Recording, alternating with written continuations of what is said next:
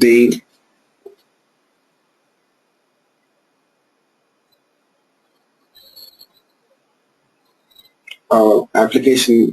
web applications, right? So you people saw how to install the server. Now I'm going to show you people how to integrate that web server, with the ID. So you people have installed Tomcat server, I believe, right? Yes. Now let's see how to integrate it with ID. Yes. So first of all, you know what? You need to make sure that you open the Java Enterprise Edition perspective. Okay, because as of now we are working with Java Enterprise Edition, right? So in the Eclipse ID, you'll find Java Enterprise Edition perspective. Okay, you'll find open perspective here under the window. You see window, open perspective, go to others. Under the others, you'll find Java E.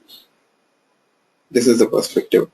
Or else you see there is a shortcut here on the right side, extreme right side of the window, you'll find Java E. Okay, if you don't find this Java E here, then what you can do is you can just check that here, open perspective, go to others, you'll find Java E here. Okay, I've opened the Java perspective, Java Enterprise Edition perspective. So what is Java Enterprise Edition perspective here? When I say Java Enterprise Edition perspective, that means it will help you to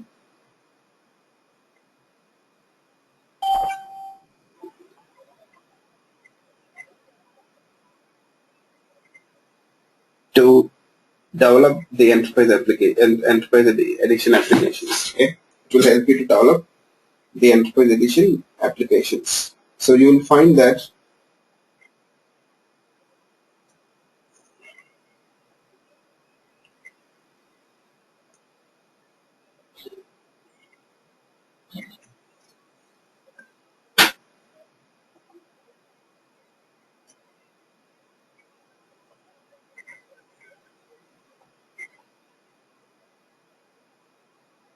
the ID will load the wizards and the views which are appropriate for the enterprise edition.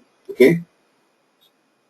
So what do we mean by open Java Enterprise Edition perspective?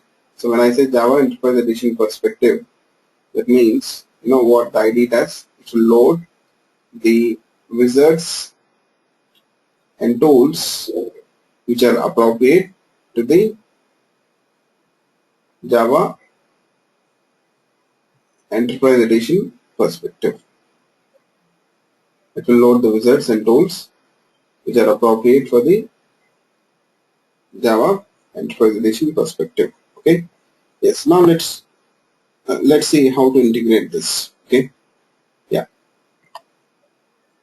You see, by new server option, in the server tab,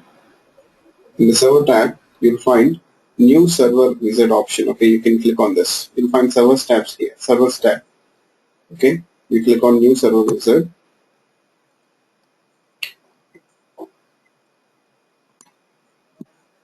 Here on top, if you scroll up, you see you'll find the Apache option here. Apache. In the Apache, you'll find different servers of Apache, different versions of Apache server. Okay. Yes. Here you'll find that. Mahesh, can you go back once again to show me that where we can select the Tomcat server in Eclipse? Yeah. Here it is, new server wizard. In the servers tab, you'll find new server wizard. Okay. Yes.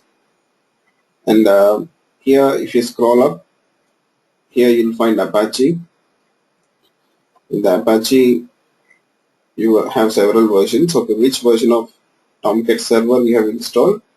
You need to appropriately select this option here. So if you have installed Tomcat 7, then you can select Tomcat 7. If you install Tomcat 6, then you can select Tomcat 6. Yeah. So I hope all of you might have installed Tomcat 7 itself. So you can check this Tomcat 7 option itself. Yes, and then you can click on next. But how can we get the Java EE? Yeah, you will find that option, Java E, you will find it in the ID itself on the right side, or else you can go to Window Open Perspective Others. Window Open Perspective Others. Okay. Yeah, in that you will find Java E option. No, I don't have. I think you downloaded the wrong version of Eclipse ID. So I'll give you the link after the class, okay? Don't worry. So now here, what we need to do is we need to specify the details about the Tomcat installation directory details. Where exactly we have installed the Tomcat, we need to specify those details here. Yes, you see, you got browse option. Click on browse, computer, Windows. What I did is actually I've installed Tomcat in the workspace directory. We might have installed it in a different directory, right? Just go to that location where you have installed Tomcat server. You see, this is the place where I've installed the Tomcat server. This is the directory Tomcat server, and click on OK. That's it. So this way you will provide the details about the Tomcat server. Yes. This way you'll provide the details about the Tomcat server here. That's it. Now you can click on finish straight away. Okay, click on finish. Don't need to do anything here. Yeah. So you see in the servers tab, now you should see this Tomcat server entry. If you have integrated the Tomcat server, so you'll see this entry. Okay, so we have integrated it. Now let's go to the, we'll just check this Tomcat installation directory once. That means, you see the place where all your Tomcat files are stored. When you install Tomcat, you see the Tomcat server will be placing all the server related, that is, all the Tomcat server related files will be placed in this directory. Okay, when you install the server. Yesterday you saw how to install the server, right? When you install the server, you'll be specifying the location, right? So this is the location which I have specified while installing the Tomcat server. So these are the directories which you'll see. Yes, because I think you didn't miss much, don't worry. Yeah, okay, fine. Now, let's examine this Tomcat files once, server files once. You'll find that here in this Tomcat directory, you have various subdirectories. And one of the important directory here is web apps. Web apps. In the web apps directory, you'll be placing the project web applications, I can say. Web applications. You'll be placing the web applications. Yeah. You'll find that here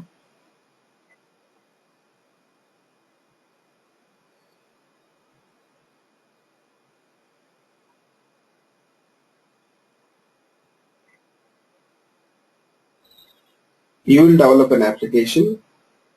If you want to deploy the application on the server, what you'll do, that web application which you have developed, you will place it here in this web apps directory. Okay, the web application which you have developed, you'll place it here in the web apps directory, I can say. Yes. So hope you people got it.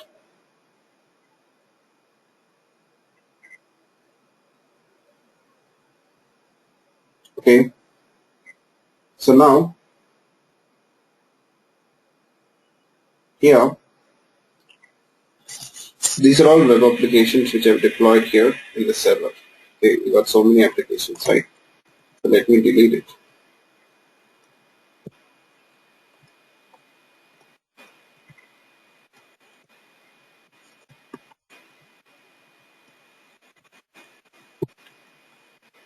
Okay. And apart from that, you'll find other directories also here. For example, bin. If you check this build directory, you'll find that you'll have the startup scripts for the server here. Generally, we are not using the startup scripts because we are starting the server from the command prompt and all. Okay, so you don't need to worry about the startup scripts now. Okay. Here, the next thing is conf directory. So in the conf directory, you'll find the configuration information related to the Tomcat server. You see, especially, let's say you have installed the Tomcat server on your ID. Let's say you want to change the port number of the server. You want to change the port number of the server. Then what you will do? Yes, you see here,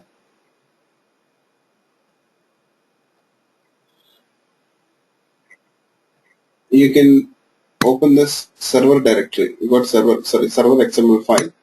You got an XML file with the name server. You open this file. Here you'll find the port number configured.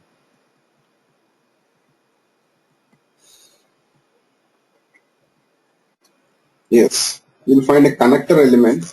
So check for the connector element. You see, as of now the port number is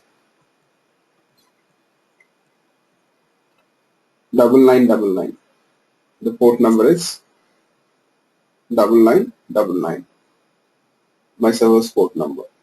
So I want, if I wish, I can change this. Okay. Yes. If I want, I can change this. Okay. So, but I'll not do that. Okay. If you want, you can change the port number here. Okay. If you want, you can do this. So this way, the server configuration related information is stored in this file. Okay. Yes. We don't touch this much. Okay. Then you got lib directory. So all the libraries which the server is going to use, will be placed here in this lib directory. Okay. Yes. These are all the libraries related to the server and the servlet API. You see, especially, can you see this servlet API and JSP API? Yes. These are the two APIs which we are going to use, okay, which we'll be working with. Yes, those are the two APIs we'll be working, okay, yes. What is it? Servlet and JSP APIs. Yeah, fine. Next, logs, okay, all the server logs will be placed here in this file, okay. Log directory will contain the server logs. See the details about the server activity. The details about the server activity here. See what request it is taking. All such log details are stored here. So if you find any issues with the server, you can just check these logs and try to trace the error. Okay, you can do that. Yeah. Okay, I'm sorry. I think, did I close it? No. Oh, sorry. Just a second.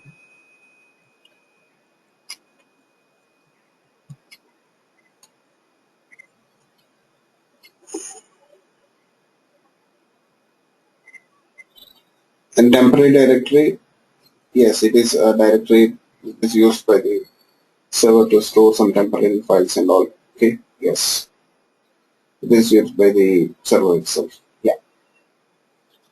Now, apart from that, you'll find a work directory. Okay, work directory, I'll talk about it when we discuss about the JSPs. Okay, we'll talk about work directory when we discuss about JSPs. Yes.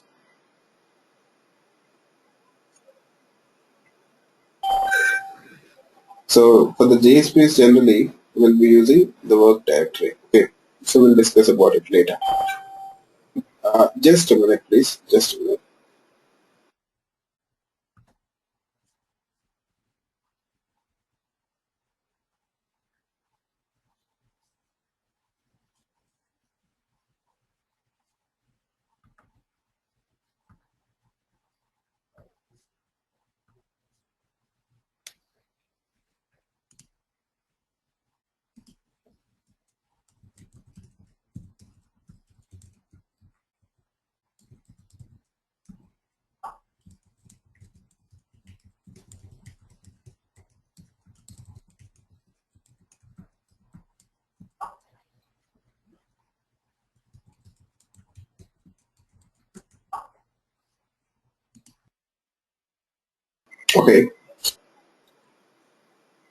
So, so where do, like, hope you people remember. So what is it like, where we are placing our web applications, in which directory we'll place our application, the web application, where we'll place it, in which directory we'll place it.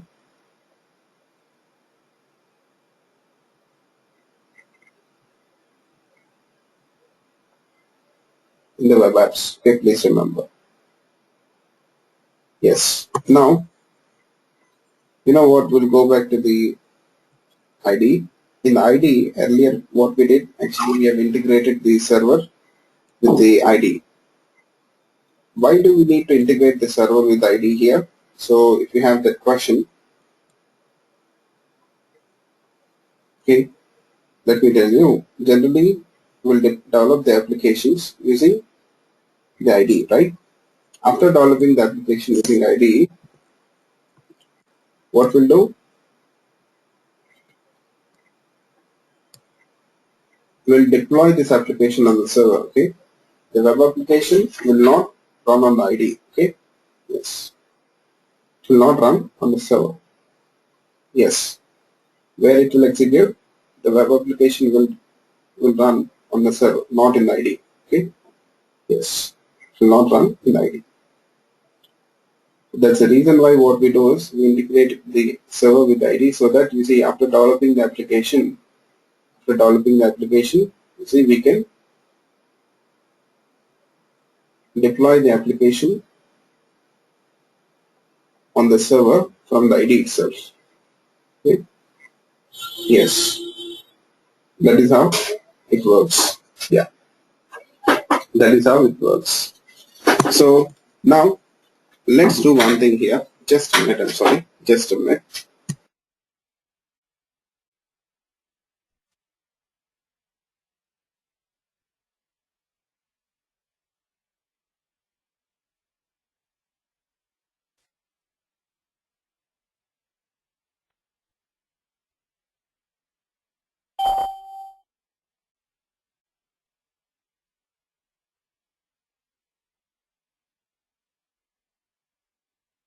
I'm sorry.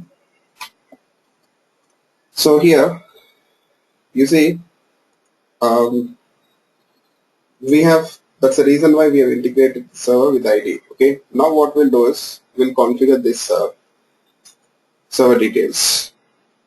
We'll try to edit these details. You double click on the server. There is one last thing which you need to do here. Double click on the server. Okay. This is the server here. Double click on it. You see, once you double click on it, you'll get the server configuration here in this window on top. The editor, you'll see the server configuration. Okay. This is the server configuration. I've maximized it. Now what you can do is here, you can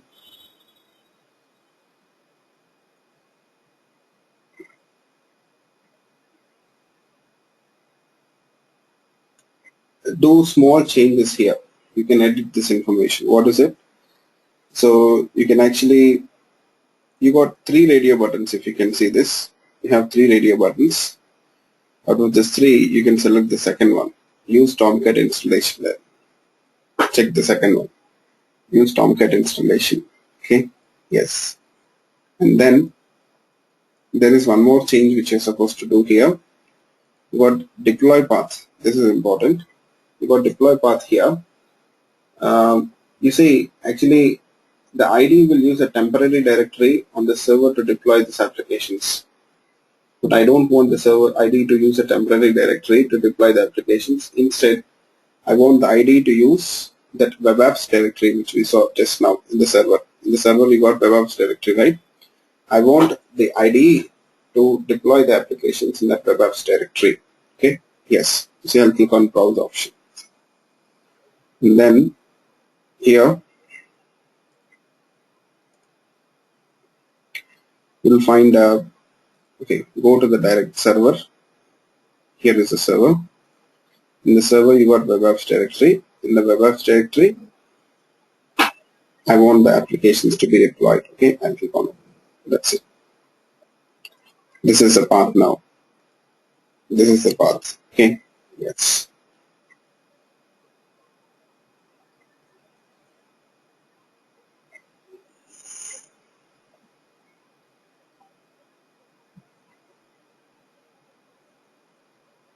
Here,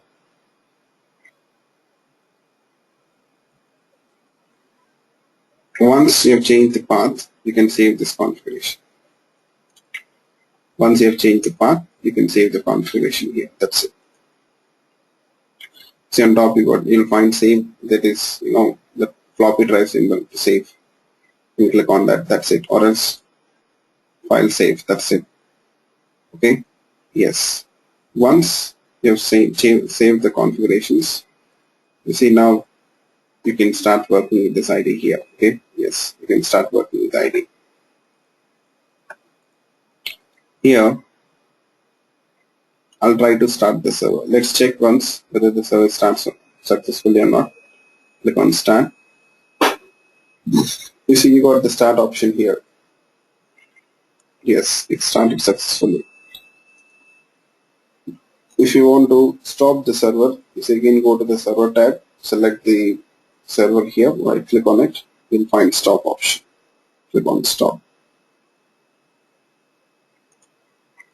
Okay, that is how it works. Yes. Now you see what is the next thing we'll do here? Yes, we'll try to download a web application. Okay.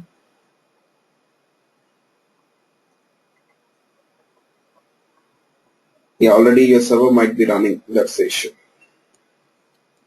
You might have already started the server from outside. You can stop it. Okay, fine. So now what we'll do is we'll try to download the web application here. Okay. Now, in order to download the web application,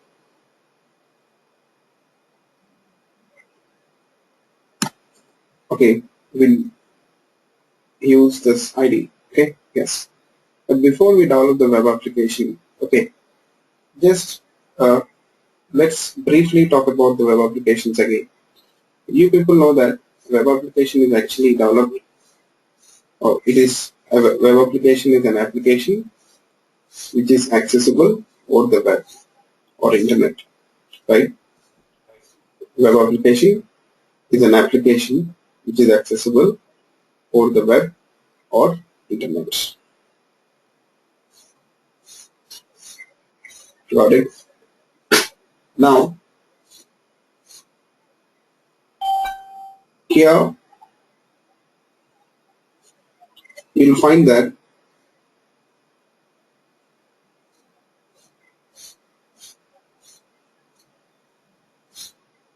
the web applications are accessible over the internet or web. But now I have a question for you people. So generally, what are the things which we can do with the web applications? Okay, can you people tell me why we need a web application?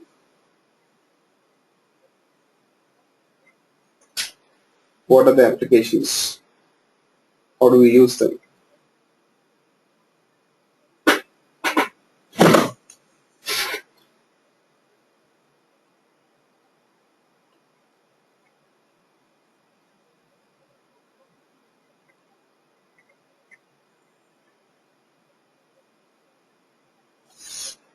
Okay, can you people give me a few examples of the web applications, like how we use them, the applications I can say.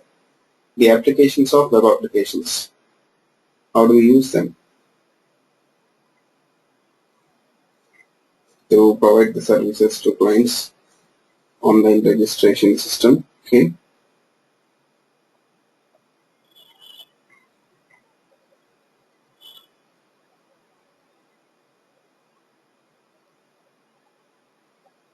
Mm-hmm.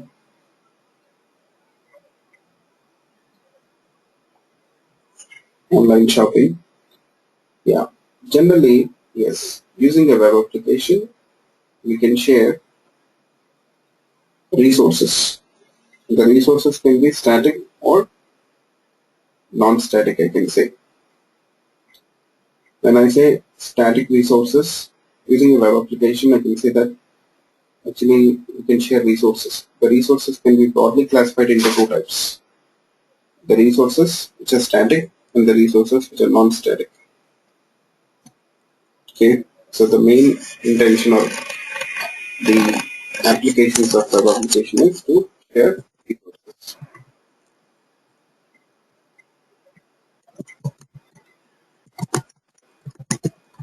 resources. Okay, so they are again classified into two types, as I said, static resources and non-static resources.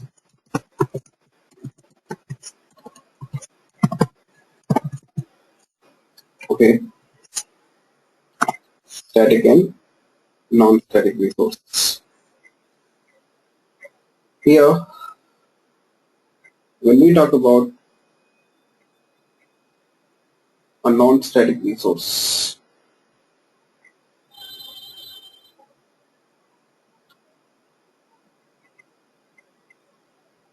when we talk about a static resource, I'm sorry, this is static resource. What does that mean? Now, when I say a static resource, that means yes. The examples of static resource are yes, an image file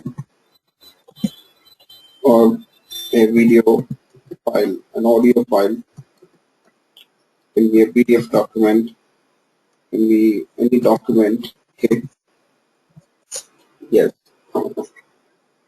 So these are all the examples of static resources. You know, a static resource, I can say that it's a resource whose content will not change from request to request or user to user. Okay, the content of a static resource will not change from user to user or request to request. Okay, yes.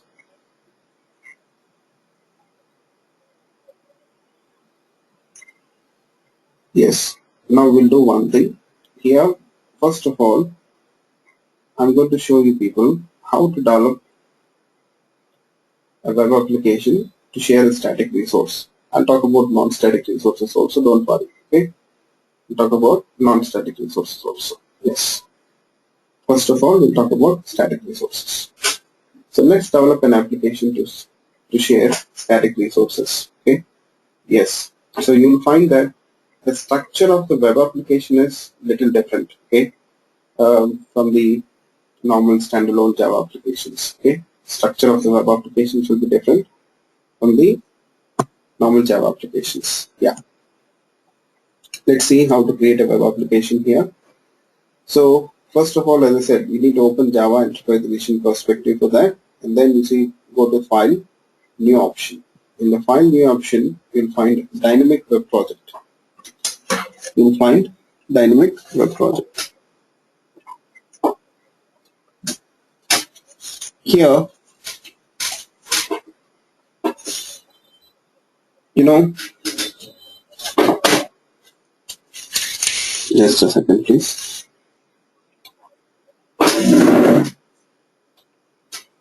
Yeah, we select this option, Dynamic Web Project. Okay, select this option, Dynamic Web Project.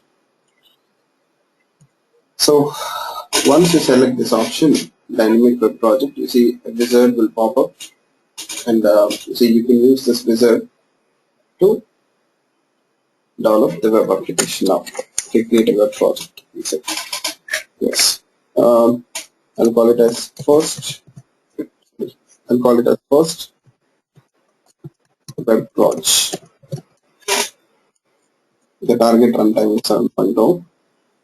That means the target runtime here, it indicates that we want to run this application on Tomcat server. So it will show you the list of servers which have integrated in the Tomcat. Okay, sorry, which have integrated with the Eclipse ID. Always the wizard will list down the servers which have integrated with the Tomcat. Sorry, with the Eclipse ID. As of now, I have only integrated Tomcat server with the Eclipse ID, right? So only show you one server. You may integrate multiple servers also. Okay, so in that case, you can select one of the server on which you want to deploy the application. On which server you want to run the application, you can select that server. Okay. Next thing, you got dynamic web module version. Mahesh, Yes. Mahesh, for always like we'll be selecting dynamic web project for web project, or like we'll be choosing different No, there is projects. only one option here in Eclipse, dynamic web project. That's That is for web-based applications. yes. Here you got dynamic web module version. So I'll select 2.5. So that means it indicates that we're using Servlet API 2.5. Okay. So later on I'll also show you 3.0 version. Okay. Yeah. So make sure that you selected 2.5 and then you can click on finish. Nothing else. Okay. Just click on finish. So now what the ID does is ID will create a web project here which represents the web application. Okay. Yes. Now you know what? Before we move any further, what I'm going to do is I'm going to explain you people the structure of the web application. I said the structure will be a little different here, right? So, and you need to remember the structure. Yes, this is the standard structure of your web application. Yes, assume that okay, you got a web application whose name is sample web app. So here in that application, you'll find that will be the main directory here. You'll find that you got the subdirectories in it. You got subdirectories in it. Yes. Now here,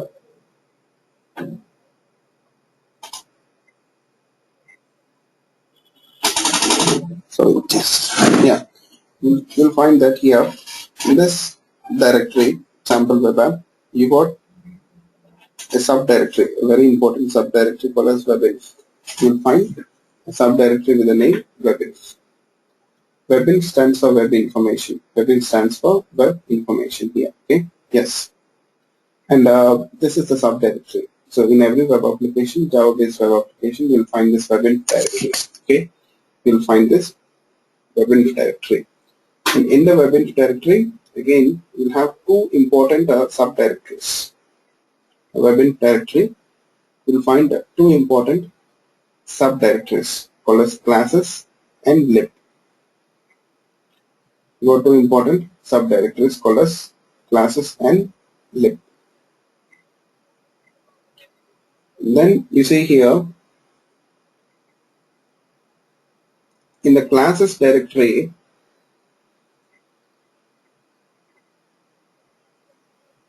you'll find that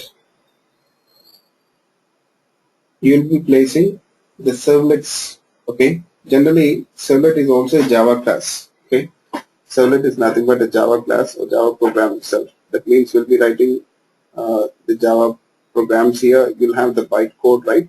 All the bytecode related to the Java classes, all the bytecode, the dot class files here, which are related to this Java application, this web application will be stored into this classes directory. Yes, whatever the Java classes, not only servlets, you can use normal Java classes also here. We'll be using them. Why? I'll tell. As we progress, when we develop the applications, you'll find the usage of those normal Java classes also. Okay. Yes. So all the bytecode or dot class files will be placed in this classes directory. Yes. And then you got a lib directory here. So lib directory means this directory will be used to store the third-party libraries which are used by the Java application.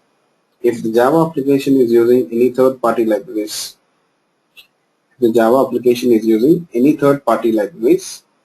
so you're going to place those libraries in this lib directory. So far, did we use any third-party libraries in our applications? What do you people think? Did we use any third-party libraries?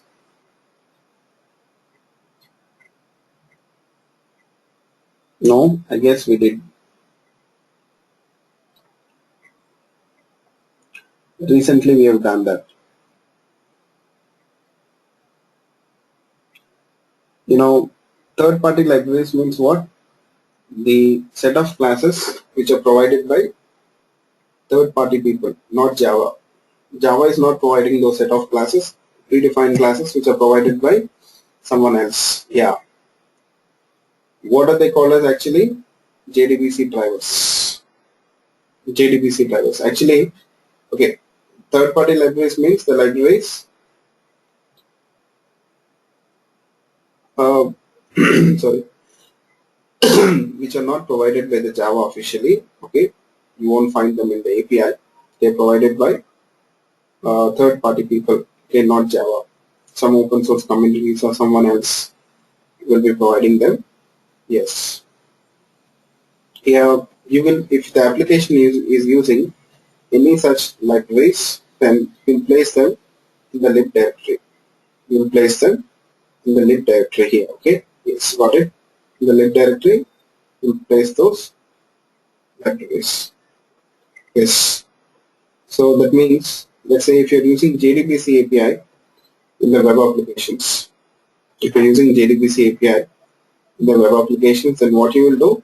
Yes, you'll actually add the JDBC drivers to the lib directory.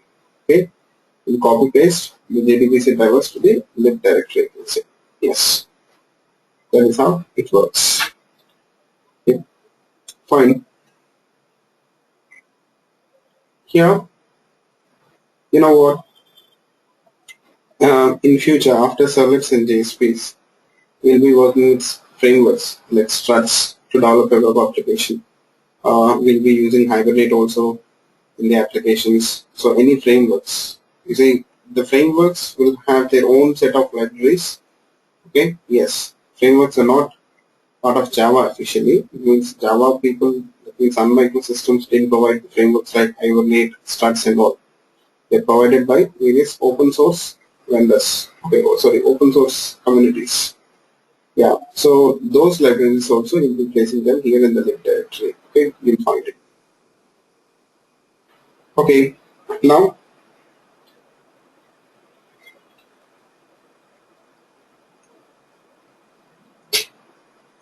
just a minute.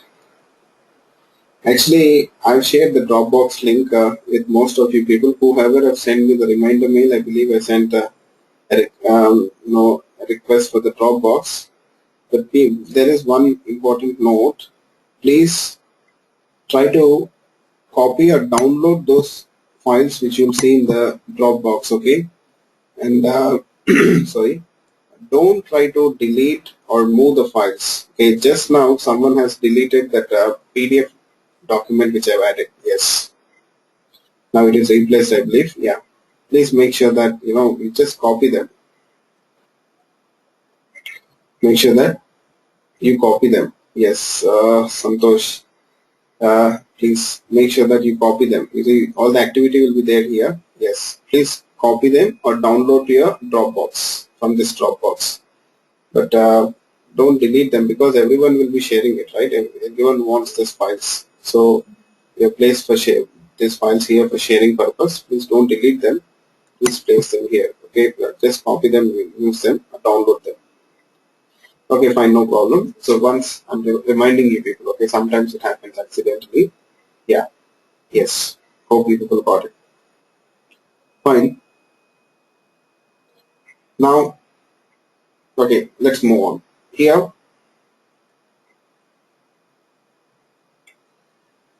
okay, in the lib directory, you'll have all the third-party libraries which are used by the application. Whatever the third-party libraries the application is using, you'll place them in the lib directory. Okay, yes. Next, you see, you'll have a web.xml file.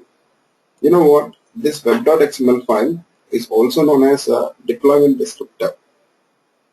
Web.xml file is also known as deployment descriptor. Okay, yes.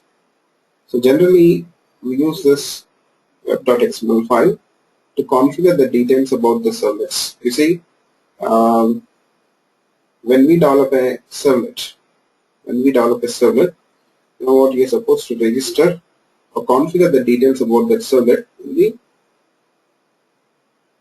web.xml file. Okay, yes, we will be registering them here. Not only that, we find that we'll be using some other types of web components also. So we'll be talking about them, like listeners, filters and all. Even those components, we'll be placing them or configuring those details here in the web.xml file. So it's a deployment descriptor. It is known as deployment descriptor. We also call it as a configuration file. Deployment descriptor. It is known as web.xml file. It is also known as a configuration file here. Okay. You see, all the configuration related information will be related. All the configuration information related to this application. All the configuration information related to the application is stored in this web.xml file. Okay. Yes. Now, the next thing here. You see all the three files. You see classes directory, lib directory, and web.xml file and this web directory. Next, you got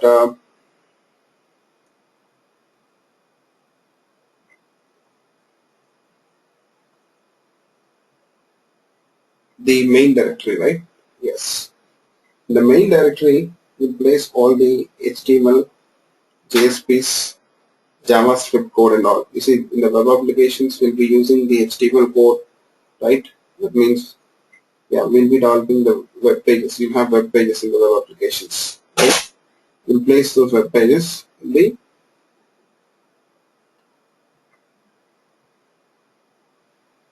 main directory itself. Not only web pages, if you got JSPs, even the JSPs, you'll place them in the main directory. You got CSS, cascading style sheets or JavaScript, all the static content, I can say in short. All the static content, I can say that you can place it in this main directory itself. Okay, so hope you people got it. Now,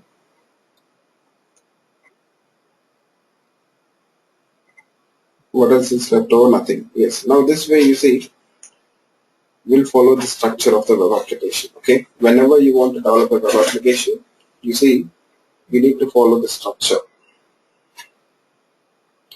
You need to create the structure and actually add the files accordingly, build the application accordingly by following the structure, and then deploy that application in the server. Deploy the application on the server. I'm sorry. Deploy the application on the server. That is how it works. Yeah. Now the thing is here. Now, if you are not using the Eclipse ID, you need to create all these files manually.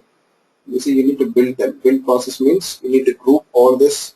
You need to construct the structure this way. Okay, and you need to deploy it on the server. So that will be your responsibility. Okay, that's your responsibility. But the thing is here, because we are using an Eclipse ID, the Eclipse ID itself will take care of, creating this web application structure. Okay, and not only that, it also deploys this application on the server appropriately. Yes. So those things are taken care by the server now. Okay. So sorry, ID, not we. So ID is taking care of those things. Yeah. Fine. So you see, we have just created a dynamic web project, right? Yes. In ID. So ID is already created the structure, I can say. Okay. So you can just check the structure partially. You see, you'll find the web content directory here, which is later on replaced with the main directory. When this application is deployed on the server, you see the proper structure will be created this way. You will see that. Okay. That's why you see you got the web directory, you got a lib directory, you got web.xml file. And how about the classes directory? Yes, classes directory also will be added. Okay. Yes. It will be placed when it is deployed. Later on, it will add all those files. Okay. Yes. Now, here, if you open this web.xml file, just open the web.xml file, you'll find a welcome file list here. You'll find a welcome file list. What you can do is, you can delete this welcome file list. We don't need it as of now. It is not needed. Delete it. So you'll find that here, the root element in this XML file is web.xml. The root element of The web.xml file is web app. Okay, it is web app. Yes. Now, you see here in this XML file itself, we'll be adding the server configuration. Yes, we'll be adding the server configuration. Servlet's configuration details and all. Yeah. So don't worry, it won't make much difference. Yeah. Now, what is this XML file known as? What do we call it as? I said web.xml file. There is another name. What is it? What is the other name? Web.xml file, or it is also known as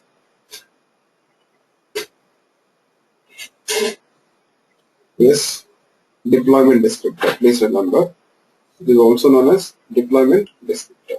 Yes, web.xml file or deployment descriptor. Yes. Okay, fine. Now here,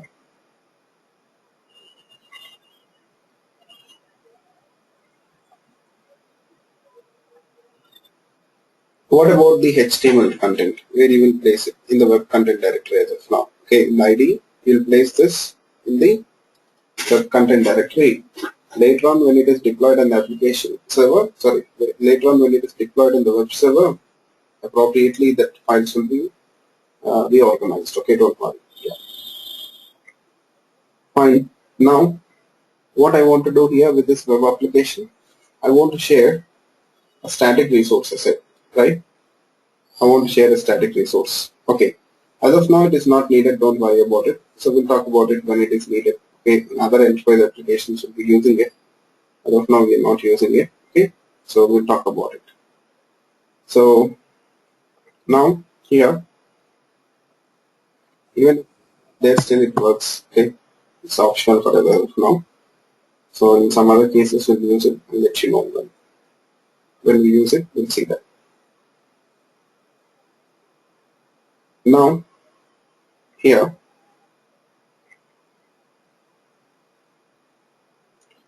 I want to share a static resource using this web application.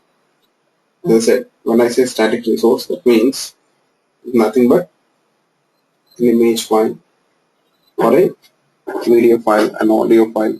A static resource means, I can say that actually it is nothing but a resource whose content doesn't change from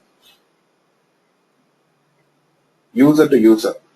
Static resource means the resource whose content doesn't change from user to user or from request to request. Okay, static resource is a resource whose content doesn't change from user to user or request to request. Okay. Yes. Now what I'll do is here, I'll take one of the image file here. Okay. Let's say you got an image file called as model1. I'll copy this. I'll copy model2. Any image. Okay. Need not be model2 or model1. Okay. Yes. Any image.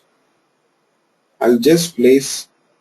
I want to share that image. Okay. I want to share that file here. Image file. I want to share that image file. Okay. Yes.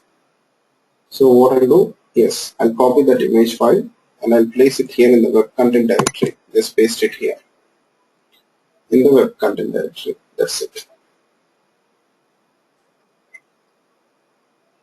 So what happens if you do this? Yes. Now this image file model2.gif is ready for sharing. This image file model2.gif is ready for sharing. Yes. Okay.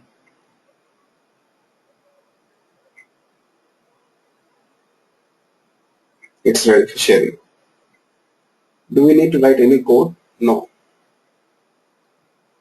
You can deploy this application on the server now. Okay. Yes. Let's do one thing. We will deploy this application on the server straight away. Okay. Yes. Let me deploy this application on the server. How to deploy this application on the server if you're using an IDE? Yes. I'm showing you from the developer's perspective. You can select the project, right click on it. You will find run as option here. Run as. You see you got run on server. The run as you'll find run on server. Okay. Yes.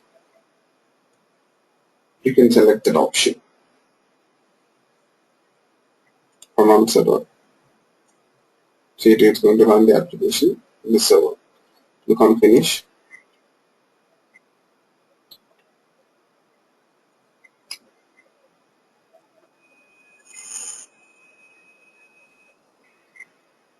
Here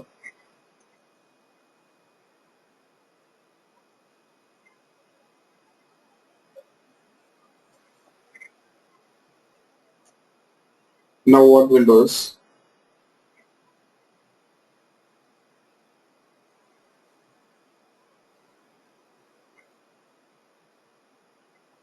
we have deployed this application on the server successfully. So what is the next thing we are supposed to do? Yes, now we don't need to do anything. You see, this server, I can say that it is ready for taking a request. Sorry, this application which is deployed on the server is ready for taking a request. Okay, process of client's request. Yeah. Now you see you got a resource in this web application, right? You got a resource in this web application. Here, what I want to do is I want to actually access that resource. Okay, what to do? Not only me, anyone who's interested in this resource, they can access the resource or they can refer to the resource using the URL. You have URL here. What is URL? Uniform resource data.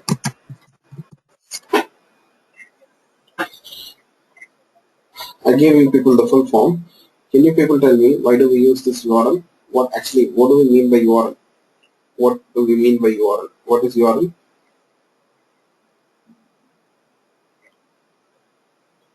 Address of what?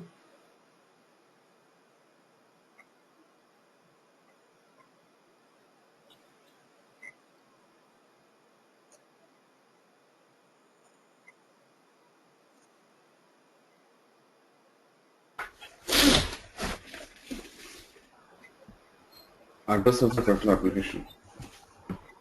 Address of a particular application.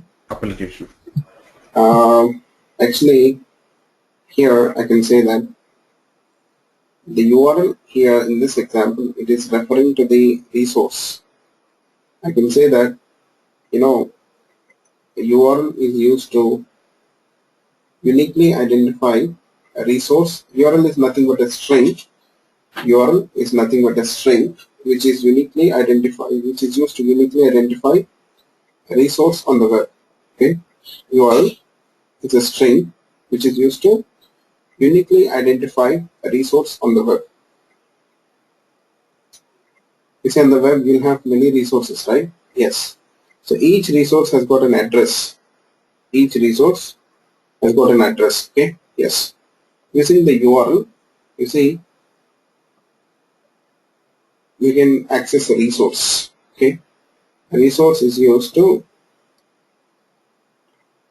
refer. Sorry, a URL is used to refer to the resource. Okay. URL is nothing but a string which is used to uniquely identify a resource on the web. Please make a note of it if you want. A URL is a resource.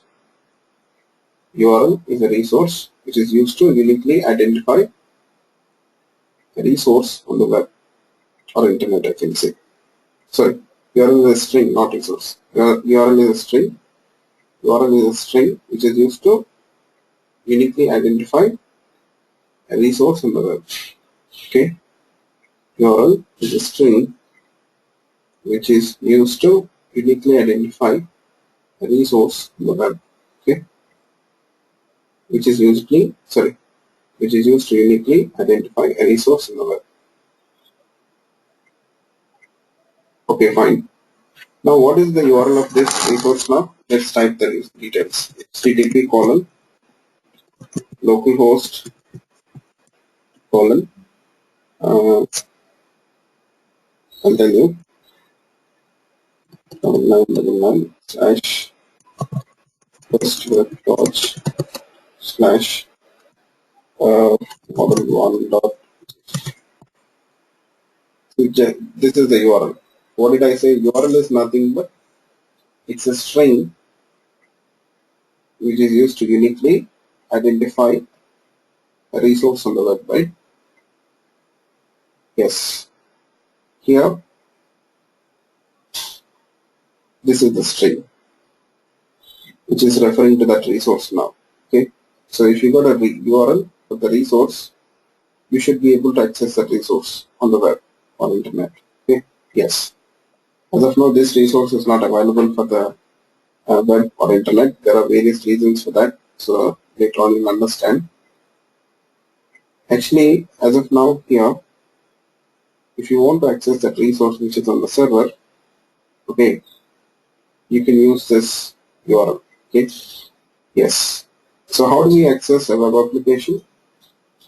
You can access a web application using the web browser, right? I'll copy this URL. You see, to the browser, we'll supply this URL. To the browser, I'll supply this URL. Oops, just a second.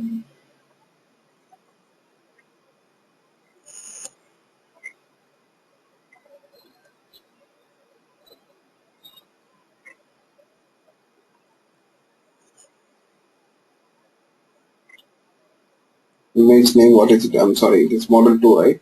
Yeah. It's model 2, I thought it is model 1. Okay, model 2. Yes. You see, what we are doing here, we are supplying the details about the resource here through this URL. So we are passing the URL to the web browser, right? So browser will take this URL, and what it does here, it will try to connect to that server. You know what, in the URL, we got the complete details about the server. Not only the resource, the details about the server on which this resource is hosted, not only the resource, but also the application to which this resource belongs to. Okay, let me explain it. You know what, here, this is a resource name, model2.gif. You see, this resource called as model2.gif is in the application whose name is first web project. And the first web project application is hosted on the server which is running the port number, which is listening on the port number 9999. And where exactly the server is hosted here? On the same machine, or the local machine, I can say. The server is hosted on the same machine, or the local machine. Local host indicates that the server is hosted on the same machine. If it is on a different machine, then you will be giving the IP address of that machine. Okay, yes, fine. This is how you will specify the details about the resource. You see, through the URL. So you supply the URL to the browser, and browser will search for this resource. You place a request for this resource on the server. Then, see, once it gets that resource, it will return the resource to the end user. That means it will render that resource here.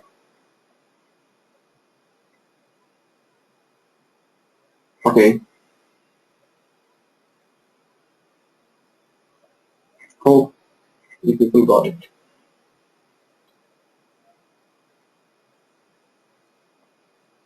Any doubts or issues in this regard?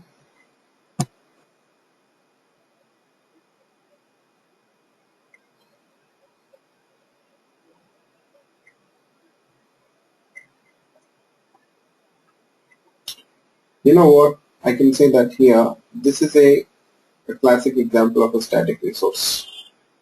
This is a classic example of static resource. Okay. Yes. You know what? Here, no matter you place a request for this resource or I place a request for this resource, you see, we'll get the same content. It won't change. Will it change? Will it change? I guess it won't, right? It remains the same. So this image will remain the same. Whether you place a request for this image or whether I place a request for the image, it will remain the same. Okay, yes. Generally, you'll find that the web servers by default, they got the support for handling this type of requests. A server, you see, is capable of processing the request which is placed for a static resource. We didn't write any code, right? Have you noticed it? Yes. So who's taking care of this request now? The server. You see, the server will take that request and it will check for that resource in the web application. You see, we have provided the web application details also, right? We check for the resource in the web application. If it finds the resource in that web application, well and good. Otherwise, it will throw an error saying that the requested resource is not available. Okay, so hope you people got it. So this way, you see, a server gets the support to handle a request. A web server has the support for handling a request which is placed for static resource. Okay, yes, static resource means, you see, the content of the resource will not change from request to request or from user to user. It remains the same. That is the static resource. Now here, how about dynamic resource? When I say dynamic resource, I can say that here the content of the dynamic resource will change from user to user or from request to request.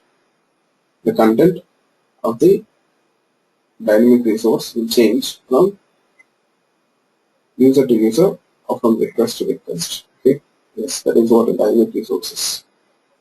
Okay, got it.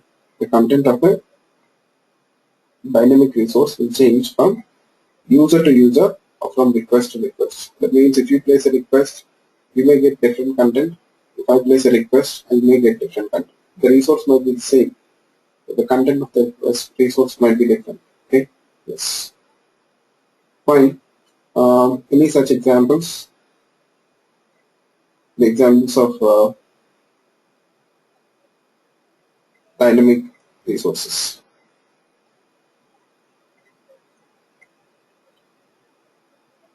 Yes, if your machine can connect to that machine, definitely. In a local network, if machines are in the same network, yes, it's possible.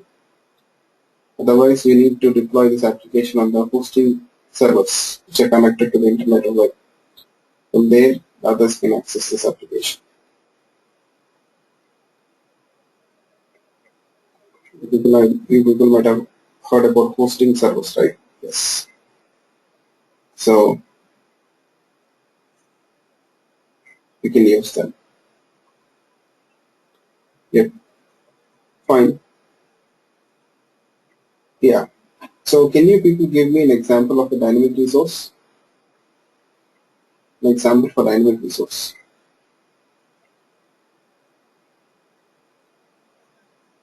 Account information, you say? Any other example? Yeah. Yes. Actually, account information in sense is, for example, generally you log in into your Gmail account, right? You log in into your Gmail account. Yes. What happens? Generally, by logging into your Gmail, you're placing a request for a resource. What is that resource? I can say that by logging into your mail accounts, you're placing a request for a resource. What is that resource? Inbox. You're placing a request for the inbox, right? So you see, when you log in, you're placing a request for the inbox. When I'm logging, I'll place a request for the inbox by logging in.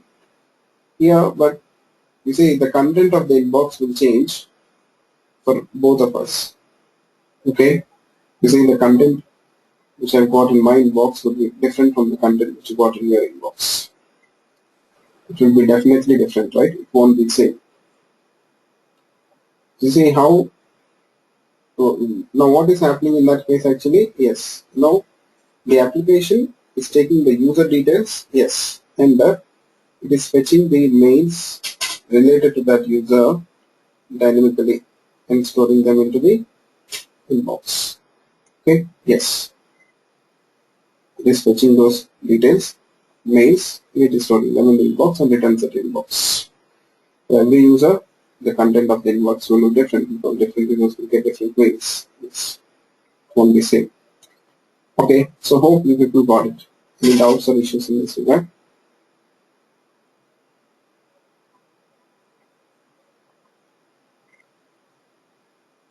So how to handle a request for a dynamic resource, all such things, we'll discuss about it in the next class. Okay? Yes. So if this is clear for you people, I'll stop it here today.